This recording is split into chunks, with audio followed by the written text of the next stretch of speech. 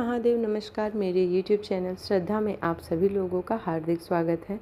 उम्मीद करती हूँ कि आप सभी सुखी और स्वस्थ होंगे, भगवान की भक्ति में व्यस्त होंगे। आइए जानते हैं आज इस वीडियो के माध्यम से शिव महापुराण संहिता 2 के पंचम खंड के 34वें अध्याय के बारे में। सनत कुमार जी बोले, हे व्यास जी, उधर दूसरी ओर जब भगवान शिव का दूत पुष्पदंत असुरराज शंखचूड़ के पास से वापस लौट गया तो असुरराज शंखचूड़ भी अपने मन में युद्ध करने का निश्चय करके अपनी प्रिय पत्नी देवी तुलसी के पास पहुंचा।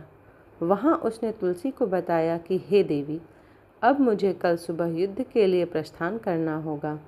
यह सुनकर देवी तुलसी रोने लगी। शंखचूड़ ने उन्हें ढाढ़स बताते हुए कहा कि वीरों की पत्नियां रोकर नहीं बल्कि हंसकर उन्हें विदा करती हैं। यह सुनकर तुलसी ने अपनी आंखों के आंसू पोंछ लिए। प्रातःकाल जागकर असुरराज शंखचूड़ ने अपने राज दरबार का उत्तरदायित्व अपने पुत्र को सौंप दिया तथा देवी तुलसी से पुत्र की सहायता करने के लिए कहा। फिर दैत्यराज शंखचूड़ ने अपनी विशाल दैत्य सेना का युद्ध के लिए आह्वान किया। अपने स्वामी दैत्यराज शंखचूड़ के बुलाने पर विशाल दैत्य सेना पल भर में संगठित हो गई। उस असुर सेना में अनेक वीर और पराक्रमी योद्धा थे। वे युद्ध करने के लिए सुसज्जित होकर आए थे। दैत्य सेना का मनोबल बहुत ऊंचा था। वे अत्यंत गर्वित थे और सोच रहे थे कि इस युद्ध में अवश्य ही जीतेंगे। मौर्य कालिक और कालिके नामक 3 वीर असुर सेनापति के रूप में दैत्य सेना का प्रतिनिधित्व कर रहे थे। उस विशाल 3 लाख अक्षौहिणी सेना को देखकर बड़े बड़े वीर पल भर से भयभीत हो जाते थे।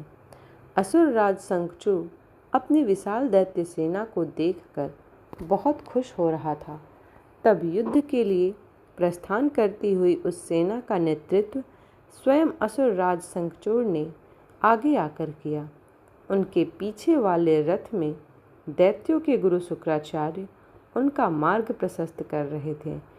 इस प्रकार अपने स्वामी शंखचूड़ की जय जयकार का उद्घोष करती हुई वह राक्षस सेना तीव्र गति से आगे बढ़ी चली जा रही थी।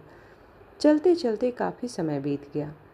आखिरकार पुष्पभद्र नामक नदी के किनारे एक अक्षय वट वृक्ष के नीचे दैत्य सेना ने अपना डेरा लगाया। वहीं से कुछ दूरी पर देव सेना ने भी अपना डेरा डाला हुआ था। इस प्रकार शिव महापुराण संहिता 2 के पंचम खंड का 34वां अध्याय भी समाप्त होता है। उम्मीद करती हूँ कि आज की वीडियो आप लोगों को पसंद आई हो। वीडियो पसंद आई हो तो वीडियो को लाइक करें, शेयर करें और चैनल को सब्सक्राइब करें। इसी प्रकार की भक्ति भाव और पूजा पाठ से जुड़ी हुई वीडियोस को प्राप्त करने के लिए चैनल को सब्सक्राइब करना ना भूलें। मिलते हैं अगले अध्याय में, तब तक के लिए हर हर महादेव।